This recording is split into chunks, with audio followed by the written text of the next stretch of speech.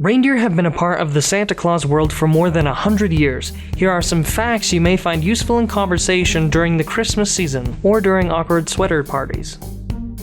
Reindeer are the oldest domesticated animal. They love apples and bell peppers. Both male and females grow antlers, but only females keep their antlers through the winter unless a male has been castrated or the antlers treated in a specific way.